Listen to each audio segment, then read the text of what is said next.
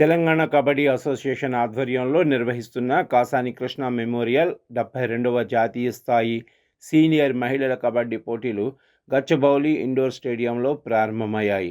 ఈ పోటీలను sports authority of Telangana chairman Shiva Sena Reddy లాంఛనంగా ప్రారంభించారు. ఈ పోటీలు జనవరి 27వ తేదీ నుంచి 30వ తేదీ వరకు జరగనున్నాయి. ఈ పోటీల్లో దేశవ్యాప్తంగా ఉన్న 28 జట్లు పాల్గొంటున్నాయి. ఈ సందర్భంగా తెలంగాణ కబడ్డీ అసోసియేషన్ అధ్యక్షులు మరియు amateur kabaddi association of India vice president Kasani Veeresh మాట్లాడుతూ 4 రోజుల పాటు జరిగే ఈ పోటీల్లో 28 జట్లు పాల్గొంటున్నట్లు తెలిపారు.